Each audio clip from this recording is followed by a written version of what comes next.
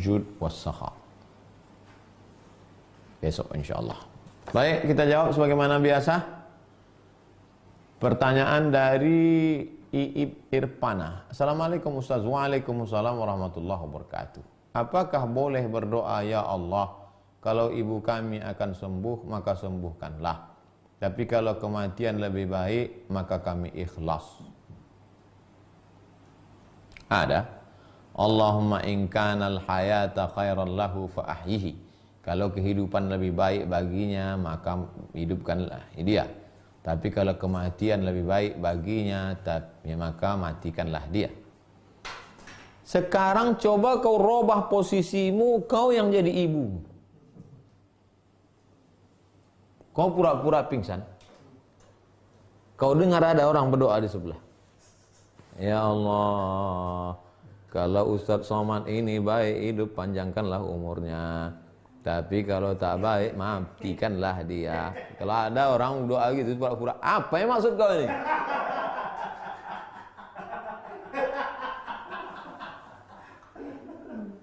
Doakan dia sehat, doakan dia panjang umur, doakan dia. Allahumma ja'alil hayata ziyadatan lahu fi kulli khair. Kalau kau berikan dia panjang umur, jadikan tambahan umur itu jadi amal soleh. Wa ja'alil mauta rahatan lahu min kulli syarr. Kalau kau takdirkan untuk mati, jadikan kematian itu membuat dia berhenti dari perbuatan dosa. Kalaupun ada dalam hati, tetap diinginkan supaya sehat, panjang umur. Andai pun kematian, janganlah sampai keluar di mulut, sampai apalagi sampai dengarnya dalam hati. Itu juga bagian dari akhlak. Karena kadang kita memposisikan kita sebagai, coba posisikan kita sebagai, rasakan perasaan orang lain. Coba. Kalau kita mendoakan orang sakit, jangan kita jadi orang sehat, coba kita jadi orang sakit. Apa yang kita inginkan? Kalau kita bersedekah sama orang, jangan kita posisikan kita memberi, coba kita posisikan kita sebagai penerima itu. Apa agaknya yang kita rasakan? Coba rasakan, itulah puncak iman. La yu'minu ahadukum, kamu belum beriman hatta yuhibba li akhihi, sampai kau sayang kepada saudaramu ma yuhibbu li nafsihi, sama seperti sayang pada diri sendiri. Itu disebut dengan empati, merasakan perasaan orang lain. 2. Ustaz, saya pecinta burung dan ada beberapa burung yang saya pelihara. Bagaimana agar hobi memelihara burung ini tetap tidak berdosa? Pertama, buat sangkarnya agak besar sedikit. Karena yang sangkar kecil itu tak bisa dia mengepakkan sayapnya, tak bisa dia terbang. Saya sudah melihat dengan mata kepala sendiri, begitu dilepaskan tak terbang dia. Tak bisa dia terbang. Memang dia makan bisa berkicau, tapi tak bisa. Buat sangkar agak besar sedikit. Yang kedua, buat dia berpasang-pasangan. Kalau perlu 1 jantan, 4 betina. Biar ganti-ganti dia. Masa dari dulu makan lontong sayur terus gitu dia. Kemudian setelah itu makanannya jangan sampai. Ingat hadis tentang seorang yang ahli ibadah memelihara kucing, tak dikasihnya makan, masuk neraka. Lihat hadis tentang seorang wanita tunasusila memberi makan seekor anjing, mendapatkan syafaat.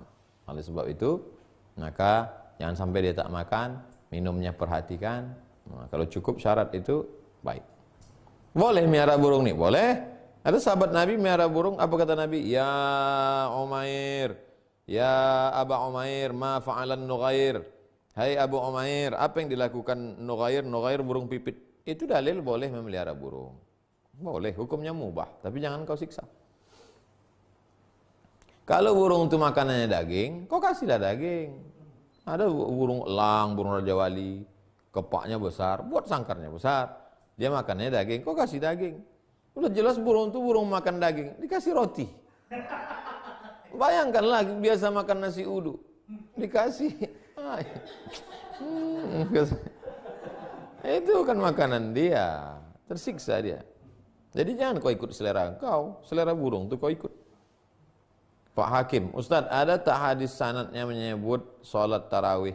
Karena yang selama ini saya dapati hanya qiyamul lail. Buka Sahih Muslim, Pak. Buka Sahih Muslim ya, Pak. Di situ nanti Bapak ketemu judul tentang malam namanya sholat tarawih. Kadang jamaah ini banyak latah. Dengarnya pengajian sekali 2 kali, habis itu baru dia pula berlagak aja situ. Ustadz pun di apa tuh mau gaya-gaya aja tuh. Ustadz tuh mau gaya-gaya juga dia. Kebanyakan orang tarawih, khalib tu'rab. Khalib tu'rab. Kalau mau dikenal orang, lawan arus lah. Orang semuanya tarawih, buat. Sebenarnya enggak ada itu tarawih. Yang kitab yang saya baca, Qiyamul Lail, pret. Tarawih sudah itu. Kalau cerita, tunjukkan mana sholat tahiyatul masjid. Cobalah buka Sahih Bukhari, Sahih Muslim, Sunan Abi Daud, Sunan Tirmidzi, Sunan Nasa'i, Sunan Ibn Majah, Musnad Ahmad, Muwatta Malik. Mana ada Nabi menyebut sholat tahiyatul masjid? Mana ada? Nabi hanya menyebut idza dakhala ahadukumul masjid, kalau kamu masuk masjid falyajlis, jangan duduk hatta yusalli rak'ataini, sampai salat sunat 2 rakaat. Lalu kemudian ulama menyebutnya salat sunat tahiyatul masjid. Salat ini istirahat itu bahasa Arabnya tarwihah. Habis 4 rakaat, 2 rakaat salam tegak, 4 rakaat duduk istirahat. 4 rakaat duduk istirahat, 4 rakaat 3 rakaat duduk istirahat. Istirahat bahasa Arabnya tarwihah. Tarwihah jamaknya tarawih. Itulah maka disebut dia salat tarawih, salat yang ada istirahatnya. Ada disebut Sahih Muslim, nama bab salat tarawih. 4. Ibu arini sabila. Arini artinya tunjukkan padaku. Sabila jalan. Tunjukkan padaku jalan yang lurus. Ustadz, kalau ada pengemis dan kita berpikir-pikir dulu apa benar dia pakir atau pura-pura, apakah itu tergolong akhlak Pak Ustadz? Zaman sekarang ini, Ibu, banyak perbuatan baik yang dimanipulasi. Kadang-kadang waktu pagi kita pergi, istrinya yang buta. Nanti waktu sore kita pulang, suaminya pula buta. Ganti-gantian orang itu. Oleh sebab itu, saya sarankan untuk bersedekah ini sekarang, serahkanlah kepada lembaga yang kita udah terbiasa panti. Kalaupun di itu memang tengok-tengok dulu. Jangan sampai kita tertipu. Tertipu itu biasa. Tapi mau ditipu, itu luar biasa. Tertipu kita. Insya Allah orang yang terbiasa bersedekah itu ada feeling dia orang ini memang betul-betul atau pemain tahu dia insya Allah. Hati-hati. Yang saya maksud tadi adalah kita tidak lagi berpikir-pikir untuk memberi. Di dalam gitu langsung automatically dia. Begitu langsung tak pikir. Tak lagi berpikir, ini kira-kira bulan ini nanti berkurang tak jatahnya, tak itu maksudnya. Adapun ini, enggak, ini termasuk kecerdasan, ketajaman analisa. Ini betul tak dia ini susah? Beda.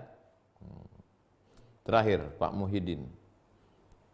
Muhyi artinya menghidupkan, din agama. Muhyiddin, menghidupkan agama. Ustadz, apa hukumnya kita menerima jasa transfer bayar listrik, telepon? Dengan jasa yang kita tentukan besar kecilnya transfer bayar, apakah termasuk riba? Nabi SAW hijrah dari kota Makkah Al-Mukarramah menuju Al-Madinah Al-Munawwarah. Lalu kemudian di situ ada menggunakan guide, penunjuk jalan, namanya Ibnu Uraikid, dibayar upahnya. Upah itu jasa. Jual beli tapi tidak ada bendanya. Jual cabai, ini cabainya. Jual bawang, ini bawangnya. Jual ayam, ini ayamnya. Kalau ini apa? Jasa. Itu menunjukkan jasa adalah sesuatu yang boleh diperjualbelikan. Ketika sampai di kota Al-Madinah Al-Munawwarah, susah. Orang Yahudi kaya-kaya. Sayyidina Ali menimba air, mengambil upah menimba air di rumah orang Yahudi. Dilaporkan ke Nabi. Ya Rasulullah, itu Ali di rumah orang Yahudi kerja. Enggak apa-apa. Dia bukan jual air, dia sedang menjual jasa penimbaan air. Ada tenaga di situ. Begitu juga dengan Bapak. Bapak jasanya membayarkan. Ada orang yang sibuk tak sempat bayar listrik, Bapak bayarkan. Ada orang tak sempat bayar jasa. Yang penting tak ada unsur tipu di situ. Dan tak ada unsur gambling, gharar. Jelas. pembayaran tanggal sekian ini. Nah, maka jual beli jasa ini dalam Islam ada. Bahkan ada bab satu simsar. Ada. Bukan fikih simsar. Simsar adalah jasa penjualan saya punya barang. Tapi di sana ada pembeli, kami tak ketemu. Ada orang yang punya jasa bisa mempertemukan, tapi tidak ada unsur tipu di dalam. Tipunya itu yang merusak.